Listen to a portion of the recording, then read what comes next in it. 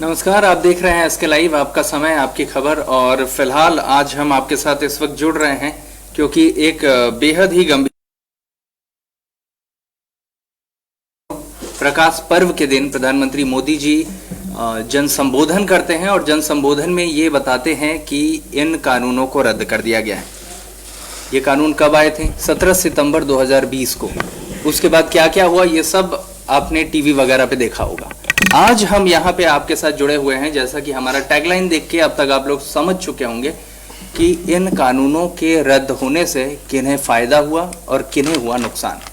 तो सबसे पहले हम तारुफ करा दें हमारे मेहमानों का। मेरी दाईं ओर से हमारे साथ कांग्रेस के प्रवक्ता जुड़े हुए हैं, सिलीगुड़ी से आनंद लड्ढा जी, सायन मित्रा जी तृणमूल कांग्रेस से जुड़े हुए हैं प्रवक्ता के तौर पे, और मेरी बाईं तरफ रणवीर कुमार मजूमदार जी हैं जो भाजपा के प्रवक्ता के तौर पे मौजूद हैं। सीनियर जर्नलिस्ट हैं, वरिष्ठ पत्रकार और राजनीतिक विश्लेषक पराग विश्वास जी, वो भी हमारे साथ जुड़े हैं। आप सबों का बहुत बहुत स्वागत है इसके लाइव में। तो बिना किसी देरी के हम सीधे मुद्दे पे जाते हैं, और मुद्दा ये है कि कृषि कानूनों को रद्द कर दिया गया। क्यों करना पड़ा ऐसा? मैं आनंद जी आपसे जानना चाहूंगा, हमारे दर्शक भी जानना चाहेंगे। हिटलर शासन जो मोदी जी इस देश में चलाने की कोशिश कर रहे हैं, तो शासन तो हिटलर का भी लंबे समय तक नहीं चला था। जो हिटलर शासन मोदी जी जो इस देश में चला रहे हैं उसको किसानों ने सर से लेके नीचे तक खारिज कर दिया है। किसान एकता का जवाब दिया है उन्होंने। और दूसरी बात, किसान बिल जो खारिज करने की बात आप कर रहे हो, किसान बिल खारिज अभी तक हुआ कहाँ है? खारिज हुआ कहाँ है, ये सवाल मेरे ख्याल से आपके लिए है रणवीर जी, कि ये किसान बिल जो है ये अभी तक खारिज हुआ कहाँ है? देखिए, सबको पहले नमस्कार।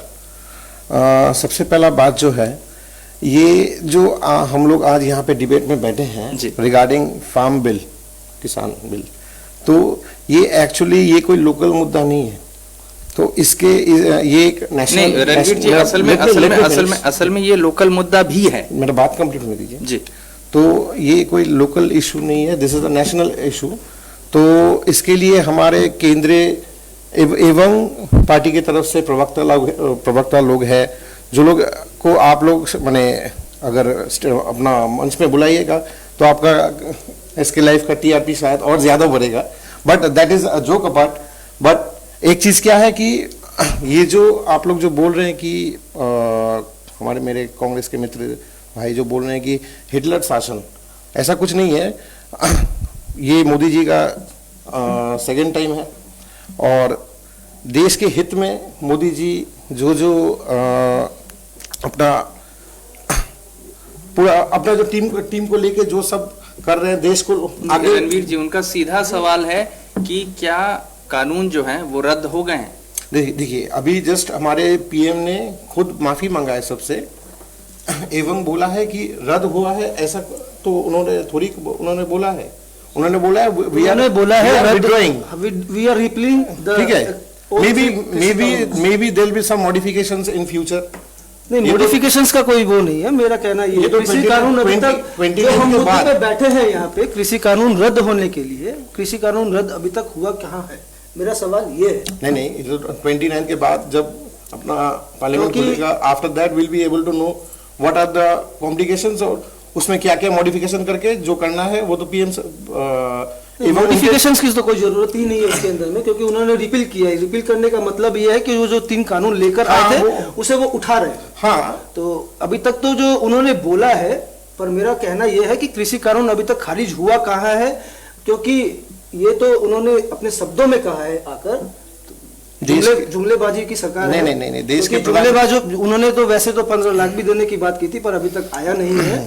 तो जुमलेबाजी की बातों के ऊपर ध्यान नहीं देकर जो किसान अभी भी जो डटे हैं प्रोटेस्ट के ऊपर में, वो अपना प्रोटेस्ट ऐसे ही चलाते रहेंगे जब तक पार्लियामेंट में इन तीनों कानूनों का जब तक रद्द नहीं किया जाता, रिपील नहीं किया जाता, तब तक वो वहां बैठे रहेंगे। तो मेरा कहना यही है कि उन्होंने तो अभी तक टीवी में आकर लाइव में अपना ये कहा है कि मैं देश की जनता से माफी मांगना चाहता हूं, जो कि उन्हें मांगना भी चाहिए, क्योंकि आज किसानों के साथ में जो उन्होंने अत्याचार किया है वो उनके लिए वो क्षमा प्रार्थी होने भी चाहिए। तो ये अभी तक जो कृषि कानून हम जो जिस डिबेट के लिए बैठे हैं, कृषि कानून रद्द होने की, रद्द तो अभी तक तो उन्होंने किया नहीं है। उन्होंने खाली मौखिक बोला है, जो कि वो जुमलेबाज के हिसाब से देखा जा सकता है। शायन जी, मैं आपके पास जानना चाहूँगा कि ये जो बात उठी कि कृषि कानूनों को रद्द कर दिया गया, आनंद जी इससे इत्तेफाक रखते हैं। मैं आपसे जानना चाहता हूँ कि वो कौन कौन से वजह रहे होंगे, कौन कौन से वजह हैं जिनकी वजह से कृषि कानून को निरस्त करने की जरूरत महसूस हुई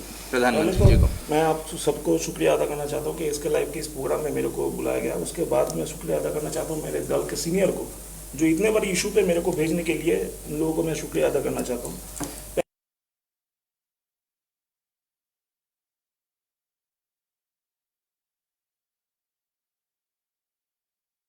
बाद उनको लगा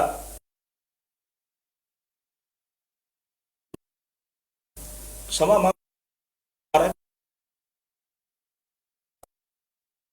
चल रहा है 2022 में, उन लोगों को वोट का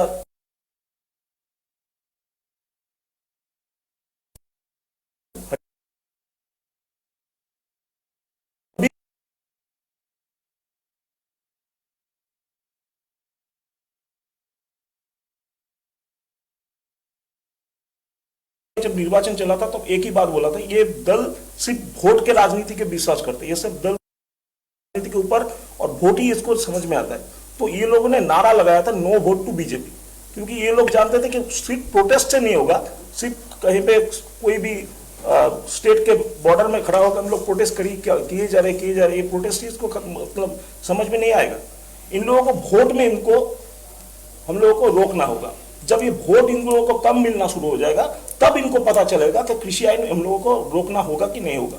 जब पश्चिम बंगाल में निर्वाचन में इन लोगों को मुंह तोड़ जवाब मिला, तब जाके इन लोगों को पता चला कि पंजाब के निर्वाचन सामने आ रहा है और उत्तर प्रदेश के निर्वाचन सामने आ रहा है। जो उत्तर प्रदेश के निर्वाचन के ऊपर वो 2024 में फिर तीसरा टर्म में आएंगे कि नहीं आएंगे, वो बात जब सामने आ रहा है, तब उनको कृषि के बारे में और कृषक भाई के बारे में भाई बोल के इन लोगों को सुबह अचानक से प्रकट होके, जैसे वो बार बार करते हैं, अचानक से प्रकट हो जाते हैं शक्तिमान की तरह, वैसे प्रकट होके उन लोगों को, उनको अंदर से उनको भावना आया कि कृषकों को भाई बोला जाए। अभी इतना दिन के बाद, जब 700 कृषक मर चुके थे, जब पूरा कृषि नीति खत्म होने जा रहा है, जब पंजाब में और हरियाणा में जाट मुस्लिम सब एक हो रहे, जब सिख भाई ने पूरा सिख आंदोलन शुरू कर चुका है, तब उनको जाके ये बात समझ में आया। यानी कि आपको लगता है शायन जी कि वोट की राजनीति है? तो बीजेपी तो वोट के राजनीति के अलावा उनको कुछ समझ में भी नहीं आता है।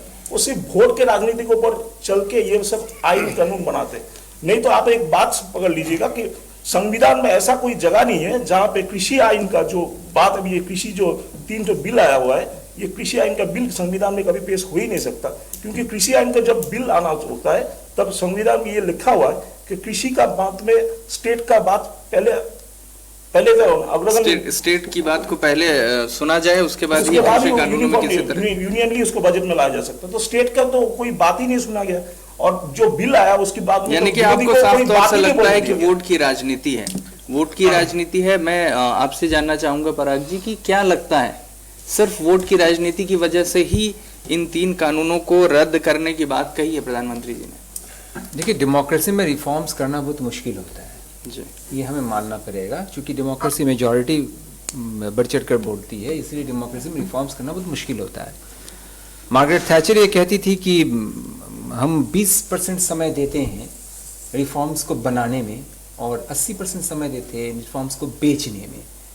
तो जो मार्केटिंग करना पड़ता है, हर रिफॉर्म को मार्केटिंग करना पड़ता है। आपको याद होगा कि 1991 और 52 के समय जब हमारे कांग्रेस के मित्र यहाँ बैठे हुए हैं, उनको भी याद होगा, पीवी नरसिम्हा राव ने ओपन डोर पॉलिसी किया था 91-92 में, जबकि लिबरलाइजेशन आया था, आपको याद है। उस लिबरलाइजेशन को भी बहुत अच्छी तरीके से बेचने का काम कांग्रेस ने उस समय किया था, काफ़ी सशक्त शक्ति था उस समय। वो एक काम होता है। अभी बेचने से मेरा ये कहना मतलब ये नहीं है कि आप मार्केटिंग करें, उसको एक जगह पे ले जाए, लोगों को समझाना। जैसे CA, NRC, ये सारे जो कानून हैं, अब देखिए भाजपा ने जितना कानून लाया है, निष्पक्ष तरीके से अगर आप देखेंगे तो ज़्यादातर कानून का विरोध हो रहा है। इसका सबसे महत्वपूर्ण कारण ये है कि इसे बेचा नहीं जा रहा है सही तरीके से, पॉलिटिकली और इकोनॉमिकली, नंबर 1। नंबर 2 ये है, हमारा मुल्क ना बहुत बड़ा है। ब्राजील में जितना संक्रमण होता है कोविड का, उतना संक्रमण उत्तर प्रदेश में होता है। तो बहुत बड़ा मुल्क है। यहाँ पे लोगों का सोच, लोगों का संस्कृति, लोगों की भावनाएं, लोगों की चाहत मुख्तलिफ होती है हमारे मुल्क में। और इस वजह से मैं समझता हूँ कि संघीय ढांचा में इसे ऐच्छिक करने की आवश्यकता थी, यानी ऑप्शनल। जैसे कि आपने कहा कि स्टेट्स के साथ बिल्कुल के कंसल्टेशन नहीं हुआ। मैं आपसे सहमत हूँ इस चीज पर कि संघीय ढांचा है, ये फेडरल स्ट्रक्चर है, जो कि ममता बनर्जी बार बार बोलती भी आई है। फेडरल स्ट्रक्चर में आप उस तरीके से देखिए, ये कॉन्करेंट लिस्ट में आता है। एग्रीकल्चर कॉन्करेंट लिस्ट का सब्जेक्ट, ठीक है। चलिए हम अगर संविधान को मान के चलते हैं तो हम देखते हैं कि जो सरकार कर, केंद्र सरकार करेगा उसका कानून ही लागू रहेगा। लेकिन क्या ऐसा नहीं हुआ हमारे स्टेट में, जहां पे हम बैठ के बात कर रहे हैं? It's an ideal example of that. हमने स्वच्छ भारत को उस तरीके से नहीं लिया। हमने क्या किया? हमने निर्मल बांग्ला बनाया।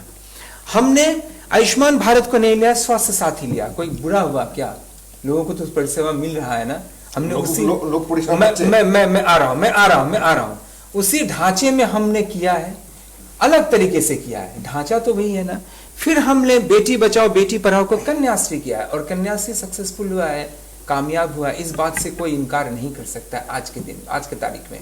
देखिए, राजनीतिक सियासी जगह आप बोलेंगे आपके पास है। हम जो निष्पक्ष तरीके से बोलना चाह रहे हैं वो ये है कि इसे ऐच्छिक करने की आवश्यकता थी। आपको शायद याद होगा 2005-2006 में वैट टैक्स पे भी ये बताया गया था कि ये ट्रू टैक्स सिस्टम होगा।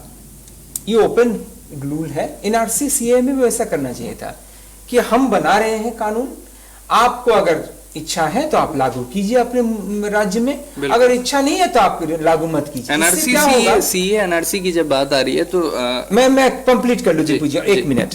भाजपा के साथ ये प्रॉब्लम ये हो गई कि भाजपा जब बना रहे हैं कानून, आज के दिन में कानून जब बना रहे हैं, आज लोग, किसान भी पीछे नहीं है। हर आदमी इंटरनेट से जुड़ा हुआ है, सबको दुनियादारी का मालूम है। वो जापाता तिस्ता रिबेल्स है मैक्सिकन, वो जो 80s में उन्होंने लड़ा था, इसी बात पे उन्होंने लड़ा था, वो भी उनको मालूम है। वहां से भी वो रेफरेंस लेके ये लड़ाई लड़ रहे हैं। तो आज इतना आसान नहीं है।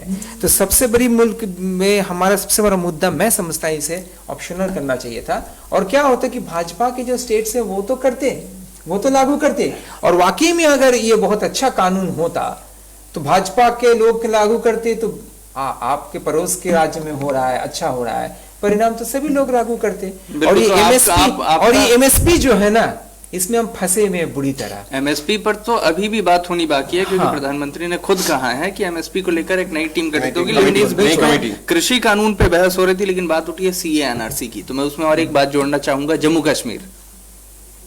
ये कुछ ऐसे मुद्दे हैं रणवीर जी, जिन पे बीते दिनों में आपकी जो सरकार है उनको बैकफुट में आना पड़ा है। देखिए, एक चीज क्या है कि एवरीथिंग, जो भी रिफॉर्म्स या जो भी कुछ हो रहा है, सब हर चीज पॉजिटिव है, हर चीज नेगेटिव है। ऐसा भी हुआ है कि बहुत आर्टिकल्स आगे गया है, बहुत आर्टिकल्स को पीछे लेना पड़ा, रिवोक करना पड़ा है। तो this is a part of the game. ऐसे ये during this, we are not playing a game sir, we are running a country. you have to be listen, हमें डेवलप करना है, हमें लोगों को लेके चलना है। We are not playing the game. That is just this is not a PUBG game और you are killing the people and you are surviving. कैसे?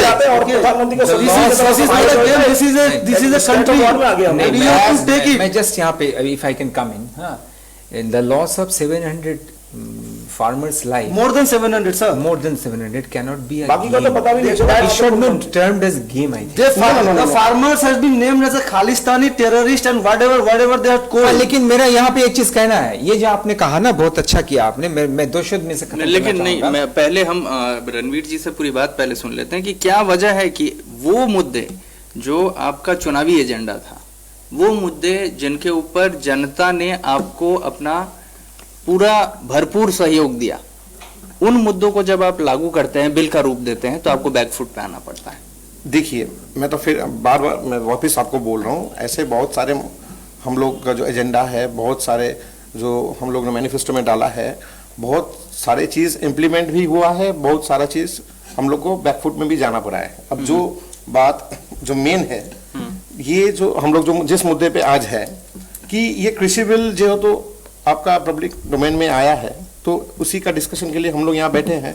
तो ये जो विड्रॉ हुआ है इसके पीछे भी तो आपको सोचना पड़ेगा कि क्यों पहले आप ये क्लियर कीजिए विड्रॉ हुआ कि नहीं हुआ। विड्रॉ तो सर अभी तक हुआ नहीं। प्रधानमंत्री बोल रहे हैं विड्रॉ हुआ है, आप यहाँ पे बैठ के बोल रहे हो मैं आपके नया से रिफॉर्म हो क्या। मैं कभी नहीं बोला हूँ। उत्तराखंड का राज्यपाल बोल रहा है ये विड्रॉ नहीं हुआ है, सिर्फ 2 महीने के लिए टाला गया है, 2 महीने के बाद फिर नहीं, ऐसा कुछ नहीं। निर्मला सीतारमण बोल जब रहे हैं प्रधानमंत्री जब खुद सबके सामने निर्मला सीतारमण तो क्षमा मांग रही है, बोल देती है, तो इससे बड़ा और क्या है जब वो खुद बोल रहे हैं कि मैं फाइनेंस संभाला ही नहीं जा रहा। वो लेकिन हर आप देश तो के अब मैंडेट तो बोले खुद जा भी रहे थोड़ी देर पहले कह रहे हैं ना कि पूरी तरह से खत्म नहीं हुआ है।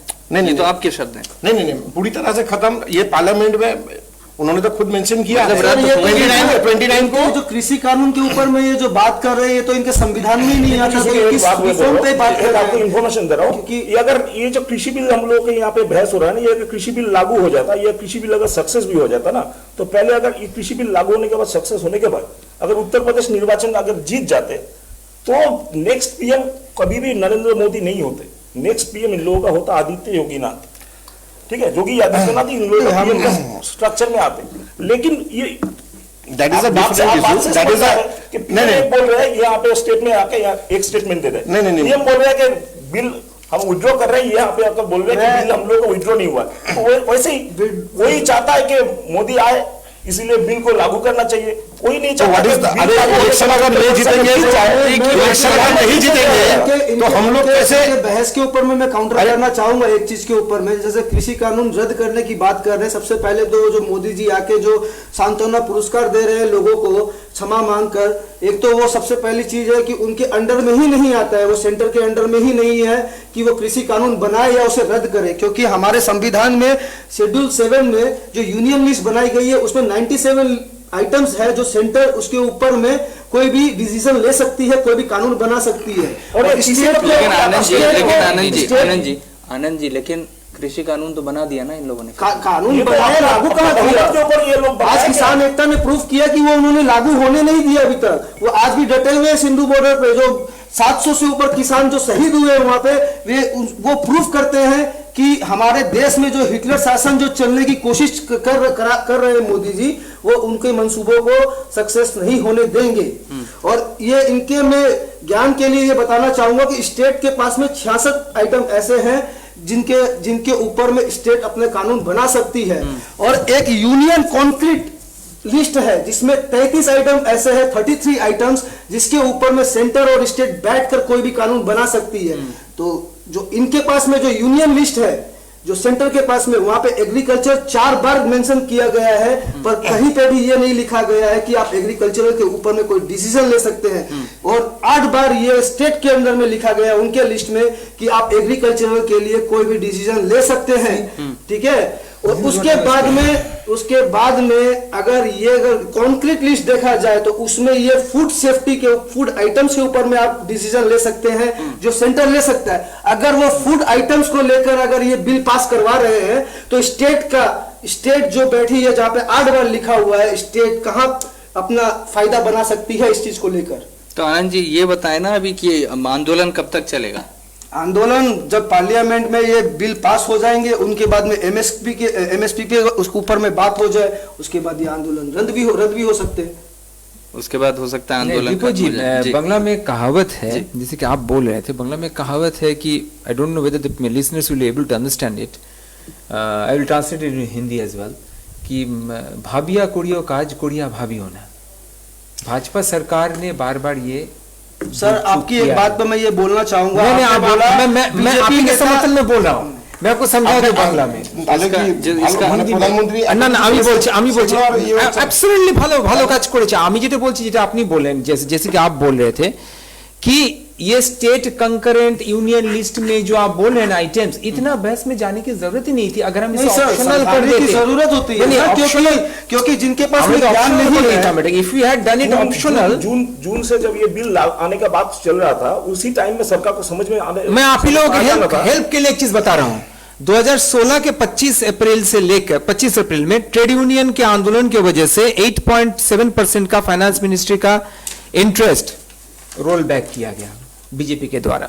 बीजेपी ने रोल बैक किया फरवरी 2016 में पीएफ से 57 साल से पहले जो आपका ग्रेचुइटी फैक्टर था, वहां पे गारमेंट फैक्ट्री ओनर्स जो है बैंगलोर के, वो आंदोलन के उसको वापस लिया गया। बहुत सारी चीजों पे रोल बैक किया भाजपा ने। मार्च 2016 में ईपीएफ का, नेशनल पेंशन स्कीम का 40% का जो हिस्सा था वो विथड्रॉ करना चाह रहा था सेंट्रल गवर्नमेंट। सर मैं आपको एक चीज बताना चाहता हूं, वो भी पहले जो बोल रहे थे कि बंगाल में कुछ चीज इंप्लीमेंट हुआ है, नए तरीके से रिफॉर्म करके इंप्लीमेंट हुआ है। आपको एक चीज मैं ज्ञान के लिए बताना चाहता हूँ कि बंगाल में जो चीज इंप्लीमेंट हुआ है ना, वो बंगाल में इंप्लीमेंट वो केंद्र सरकार से लेकर इंप्लीमेंट नहीं हुआ, केंद्र सरकार बंगाल से लेकर वहां पे इंप्लीमेंट किया है। कन्याश्री जो बेटी बचाओ बेटी पढ़ाओ हुआ है, वो कन्याश्री के बाद में हुआ है बेटी बचाओ बेटी पढ़ाओ। हाँ, तो ये आयुष्मान जो आयुष्मान केंद्र सरकार का पहले मैंने ये नहीं कहा कि किसने किसके पास से लिया, वो बड़ी बात नहीं है। हम स्वास्थ्य साथी इम्प्लीमेंटेशन मैं बता रहा हूँ, नहीं मैं आपको बता रहा हूँ, यू आर राइट। ये जो सारे चीज हुए हैं, मैं ये कह रहा हूँ कि पैरेलल लॉज चल रहे हैं ना इन सब चीजों पे। मतलब स्वास्थ्य साथी वहां पे बाहर के राज्य में चल रहे हैं या हमारे राज्य में चल रहे हैं, वहां पे आयुष्मान कार्ड चल रहा है ना, इससे कोई फर्क पड़ा है क्या? कोई प्रॉब्लम हुआ है क्या? मैं वही कहना चाह रहा हूं कि मसले को हल करने के लिए ऑप्शनल करना पड़ेगा। बीजेपी गवर्नमेंट और एनी गवर्नमेंट, कोई भी गवर्नमेंट हो, BJP government is going for only one thing, that is colourable exercise of power. वो इंप्लीमेंट करने की कोशिश कर रही है हर अपने उस मुद्दे के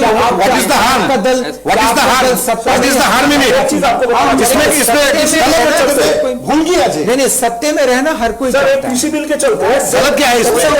अच्छी बात है जो मंडी का बात जो, लेकिन 700 किसान से ऊपर जो शहीद हो रहे हैं, ये मंडी सबसे ज्यादा चलता है गुजरात में, 122 मंडी। हाँ बिल्कुल, 122 मंडी वहां पे चल रहा है।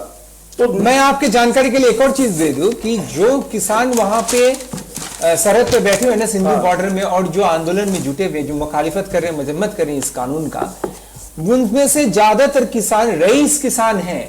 किसान दिल से भी रईस है, पैसे से भी रईस है, नॉट एवरीवन। लेकिन उससे इस कानून को महत्वपूर्ण मैंने सर ये सुन के बहुत अच्छा लगा मुझे। आप जैसे जो एनालिसिस्ट है वो कम से कम ये तो मान रहे हैं कि वहाँ किसान बैठे हुए हैं, कम से कम ये तो नहीं बोल रहे हैं कि खालिस्तानी बैठे हुए। नहीं आनंद जी, लेकिन रणवीर जी आपने कहा कि वहां सिर्फ एक पार्ट बैठा हुआ है किसानों का, लेकिन उस पार्ट के आंदोलन का ही तो नतीजा है ना कि आज पीछे हटना पड़ रहा है। सारे लोगों के लिए देश का हित में है, ये देश का पूरा हित में है, क्योंकि आज कोविड महामारी ये इसको लगता है ये देश सुनिए मेरा बात अब मैं बात कर रहा हम आपकी हर चीज को देख के वहां पे पार्ट बैठा हुआ है, 210 दिन से वहां पे आदमी लोग बैठा हुआ है, उनको रणवीर जी को कंप्लीट करने देते हैं। हाँ बताएं आप, जो लोग वहां पे बैठे हुए हैं, आप कुछ कह रहे थे, बताएं। जो लोग वहां पे आज बहुत दिन से जो रिवोल्ट कर रहे हैं रिगार्डिंग दिस, तो उनको देख के प्रधानमंत्री को ऐसा नहीं है कि उनसे बात नहीं, देवर नॉट, उन लोग से बात नहीं करने गया कोई 10 से 15 बार, पर्टिकुलरली जहां की वो लोग कुछ मैंने उतना है ही नहीं, तो उन लोग से भी फिर भी बात हुआ है। बिजनेस माइंडेड गए थे अभी सर। एक मिनट बात पूरी कर लेने देते हैं रणवीर जी को। हाँ, तो जब कुछ वहां पे मसला सुलझा नहीं, तब ठीक है, तो तब देश के हित में आज हमारे प्रधानमंत्री ने विड्रॉ किया है, तो इसमें गलत क्या है? तो है, जब बात से काम नहीं हुआ तो लखीमपुर कर दिए, देश की गाड़ी घुसा दिए। नहीं मैं जब गाड़ी घुसा देंगे पार्ट वहां से ले आया, तब आपको समझ में आ रही है। तो पार्ट सर मैं आपकी एक बात बार बार एक बात ये उठ रही है, आपने भी कहा कि देश के हित में किया। अगर ये किसान आंदोलन नहीं होता तो क्या ये देश का हित नजर में आता? क्यों नहीं माननीय प्रधानमंत्री जी? क्यों नहीं? अरे बाबा, आज हमारे प्रधानमंत्री जो है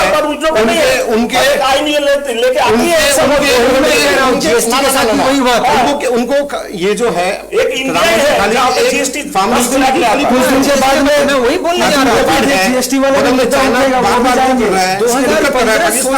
और भी इश्यूज है, सबको खुश रखने के लिए PMS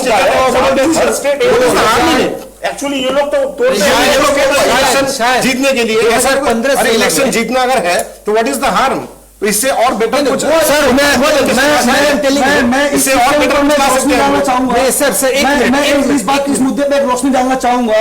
अगर ये बार बार बोल रहे हैं कि क्या हार्म है, क्या प्रॉब्लम क्या है, अगर इंप्लीमेंट अगर हो जाते तो सर मैं आपके साथ में स्टैट्स के ऊपर मैं बात करना चाहूंगा। 2009 से लेकर 2013 तक सरकार के जो आंकड़े किसानों के न्यूनतम जो वृद्धि है उसके ऊपर में आप डिस्कस कर लेना, क्योंकि 2009 से लेकर 2013 तक में कांग्रेस के टाइम पे 19.9 वृद्धि थी और आपके बीजेपी के शासन के अंदर में 2014 से लेकर 2017 के अंदर में 3.6% आपकी वृद्धि है।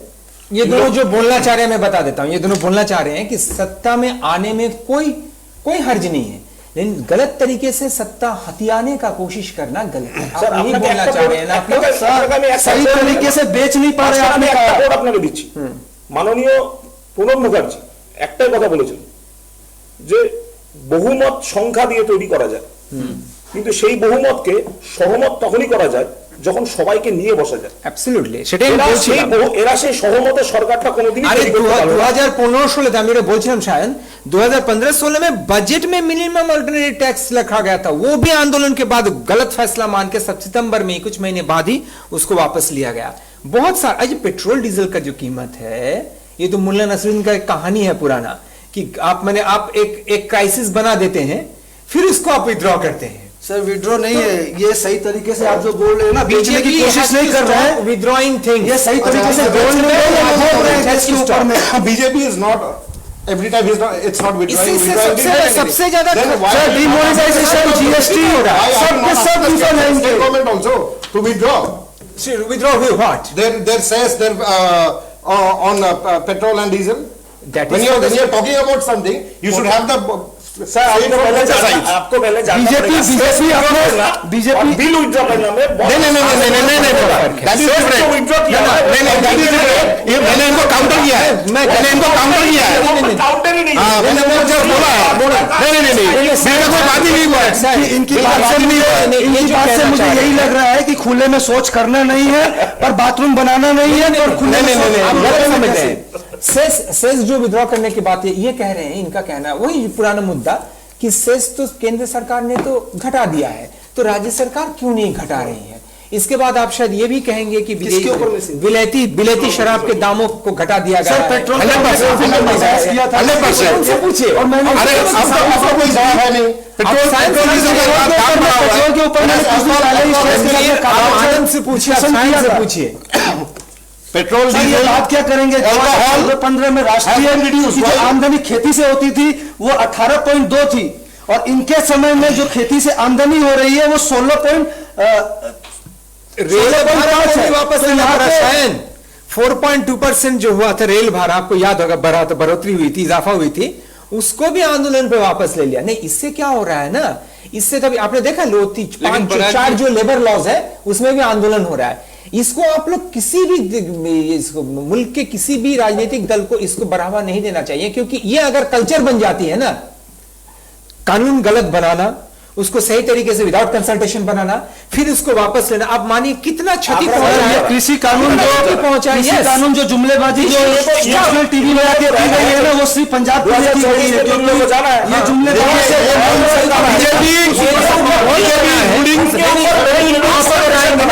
सत्ता में आएंगे ना, कोalition का आप भी आएंगे, उनके ऊपर का सामना करना पड़ेगा, क्योंकि कल्चर बन रहा है। Teach us how to do that. Yes. Please don't teach us. 17 to 18 states. Why didn't you take those 17 to 18 states in confidence?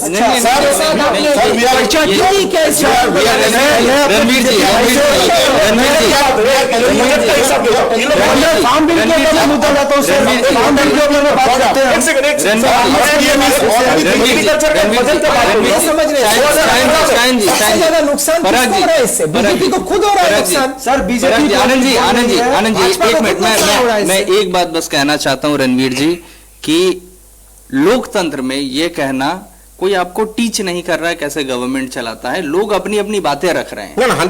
ये जो एक क्रोनोलॉजी है ना, ये टीच मत कीजिए हमको, ये बहुत एग्रेसिव है, ये लोकतंत्र के लिए हार्मफुल है, नहीं देखिए, या आम लोगों के लिए harmful सुनिए, है।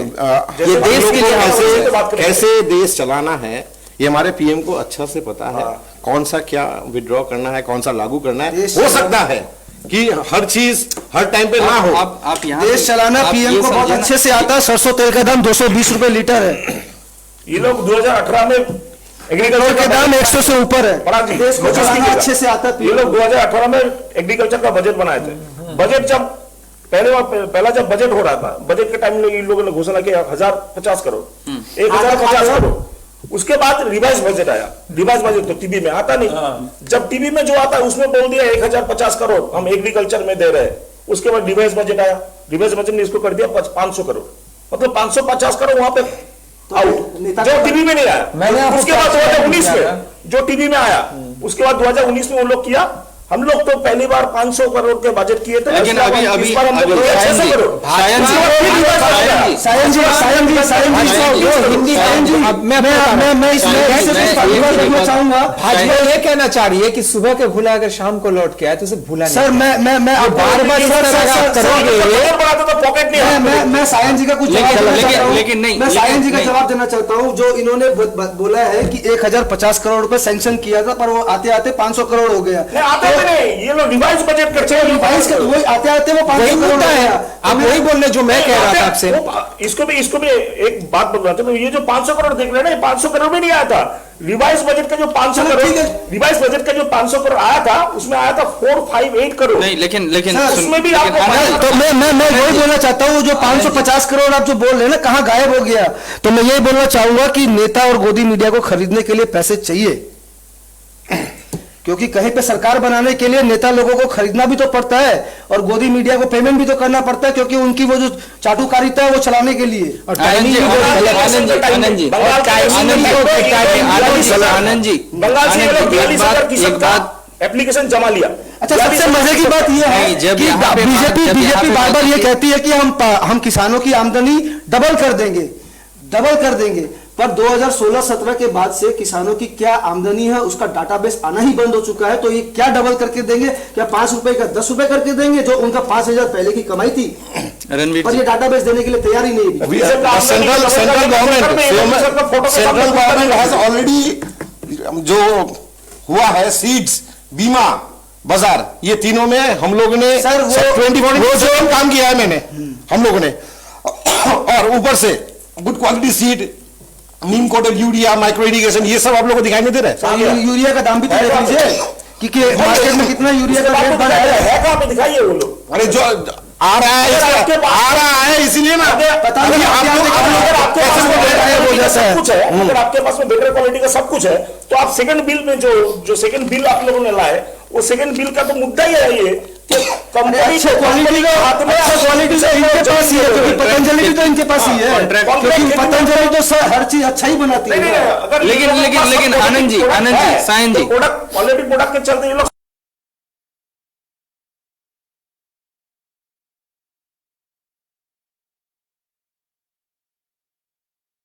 का ये कहना वोट की वजह से इनको पीछे लिया गया। अमरिंदर को सेट करने के लिए। एक बात बताइए, इलेक्शंस तो यहाँ भी होने हैं बंगाल में। शायन जी, आपसे सवाल है मेरा। इलेक्शन हो गया। नहीं, चलिए विधानसभा के तो हो गए, लेकिन पूरे पश्चिम बंगाल में नगर निगम के चुनाव होने बाकी हैं। अभी फिलहाल वही होने बाकी हैं। तो क्या लगता है इन आपको क्या लगता है कि विधानसभा के निर्वाचन के बाद जो पब्लिक एक बार कमल से हाथ उठा चुका है, वो फिर में कमल में हाथ डालेंगे? ये तो जो कमल में हाथ डालने के बाद उनको जैसे ये spark लगा है, समय बोलेगा, जो spark ये लगा है, समय बोलेगा, वो तो पहले ये समय बोला था, बोलेगा, किसी का सीट पार कर ये दीजिए। समय बोलेगा। वो तो 3 अभी अप्रैल सीट अभी पार बंगाल करने का के बाद बंगाल का अभी तो आदमी लोग पहले तो भूख रहा है 77, और भी अभी भूखेगा। मिल गया उनको 70। और आगामी दिन यहाँ पे भाजपा की सरकार दिन में होगी। तारा देखिए, दिन में तारा देखिए, और 70 से ना के और आप लोग साथ में ना खड़ा ऐसा किया। कुछ नहीं है दिन में तारा, ये तो समय बोलेगा। वो आपको दिखाई देगा, 70 से लाके साथ में ना खड़ा कर दिया बंगाल का आदमी, तो देख लीजिएगा। ऐसा तो कॉर्पोरेशन हो ही नहीं निर्वाचन तो दूर, बंगाल में आपका पार्टी में से खोलने वाला आदमी भी नहीं रहेगा, ये देख लीजिएगा। समय बोले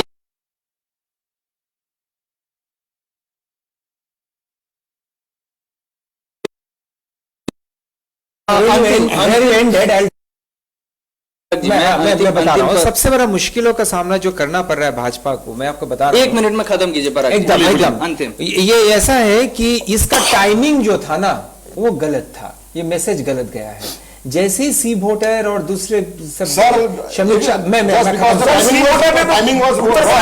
का रिजल्ट दे भी दिया, 215 सीट दे दिया, 100 सीटों का 100 सीटों का जो नुकसान हो रहा है, इसके बाद आप आके बोल रहे हैं। सर कृषि कानून के ऊपर बात कर लेते हैं हम लोग। जो इनका जो मुद्दा है कृषि कानून, मैं कृषि कानून पे ही बोल रहा हूँ, मैं अपने समय में बोल लो, आप बोलेंगे फिर। तो ऐसा है। और दूसरी चीज, बिल्कुल अंतिम प्रतिक्रिया यह है कि इकोनॉमिक्स, इन सब वजह से आप ठीक तरीके से इसको इंप्लीमेंट नहीं कर रहे हैं, इस वजह से economics has got defeated to politics. अभी आप सियासत अंतिम 30 सेकंड में सिर्फ ये बताएं कि पश्चिम बंगाल की हम बात करें, जहां हम बैठे हैं, क्योंकि इस इलाके में भी नगर निगम के चुनाव होने वाले हैं, तो कृषि कानून जब रद्द कर दिया गया, इसका फायदा किसको मिलेगा यहाँ? भाजपा को या तृणमूल कांग्रेस को या कांग्रेस को या सीपीएम को? विपक्षी पक्ष को मिलेगा। मतलब भाजपा के अगेंस्ट में जो है कोई भी दल है जो आंदोलन से जुड़े रहते हैं, भाजपा का सबसे बड़ा मुद्दा बना है, मैं बोल देता हूं लास्ट में, वो ये है कि किसी भी आंदोलन के साथ, किसी भी इश्यूज के साथ हमने भाजपा को पश्चिम बंगाल में जुड़ते हुए नहीं देखा। चाहे वो टीचर्स के डीए का मांग हो या कोई पुलिस का रिक्रूटमेंट हो, अरे वो तो साइन खुद सब हिला रहा है, मतलब आप जाते नहीं हो। जबकि किसान आंदोलन के साथ हर दल, तृणमूल कांग्रेस जिसका कोई बेस है नहीं उत्तर प्रदेश में उतना, यहां से जाके वो बैठ रहे हैं, वहां पे जाके बैठ रहे हैं। हाँ, और आप सिर्फ देखिए, धर्म का राजनीति करते हो कि आप नहीं, वो तो आप बताएंगे। धर्म की राजनीति भी फेल है सर। लेकिन उस आज के जमाने में ना लोग धर्म से भी ऊपर रखते हैं अपना रोजगार का मुद्दा, अपना पानी नल में आ रहा है कि नहीं, अपना बेटा ठीक तरह से स्कूल में पढ़ाई कर पा रहा है कि नहीं। These are much more important issues. जब तक भाजपा पश्चिम बंगाल में इन इश्यूज पे नहीं लड़ाई करेगा, मैं समझता हूं सायन अपना बात बोलेगा, 70 से 7 होगा या 7 से 700 होगा, वो मैं नहीं बोलना चाह रहा हूं। लेकिन बीजेपी को अगर सरवाइव करना है, अगर लड़ाई करना है ममता बनर्जी के तृणमूल कांग्रेस के साथ पश्चिम बंगाल के घाटी में, तो बहुत मुश्किल होगा। और ये कानून जो बन रहा है, और इस तरीके से कानून वापस लेना, लोगों के साथ कंसल्ट नहीं करके, अपने स्टेट्स के साथ कंसल्ट नहीं करके और आंदोलन के साथ शामिल ना हो के 5 स्टार राजनीति अगर आप कीजिएगा, it is not possible for you to maintain your citadel in India. Forget Bengal. Time will speak. तो ये तो बात obviously you have to mend yourself. Time is speaking sir, now it's very fast. ये तो टाइम बहुत जल्दी चल रहा है अभी। ये तो बात रही हमारे पैनलिस्ट की, जो आप लोगों ने सुनी, अपनी अपनी बात रखी इन लोगों ने। अंत में हम सिर्फ इतना ही कहना चाहेंगे कि अभी कृषि कानून को रद्द कर दिया गया है, हुए हैं नहीं हुए हैं, अभी तक आंदोलन चल रहे हैं। ये मुद्दा अभी आप देख रहे थे। आपको ये पैनल कैसा लगा? आपके कोई भी सुझाव हो हमारे दर्शकों के, तो हम तक जरूर पहुंचाएं और देखते रहें SK लाइव। धन्यवाद। 50 से 70% कम कीमतों पर लाजवाब डिजाइन, ब्रांडेड फर्नीचर, गारंटी सहित मजबूती का वादा, मौका है यही, बना लो इरादा। Bedroom set, sofa set, dining set, outdoor या ऑफिस फर्नीचर से लेकर मॉड्यूलर किचन उपलब्ध है। कम कीमत में बेहतरीन गुणवत्ता का पूरा भरोसा। Orchid building, opposite Vega circle, 2.5 mile, Sevoke road, Siliguri. International Furniture, unbeatable price. Visit a Royal Oak store today.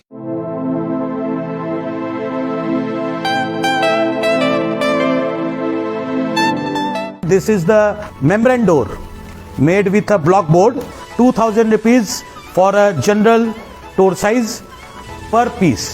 This is a WPC flooring. We have the laminated wooden flooring, AC4 grade, AC5 grade available with us. The PVC flooring, this is one day work for one room. These are the wooden laminate flooring. Starting range is 65 rupees per square foot. 7 Concept Pranami Mandir Road, 94340 40400.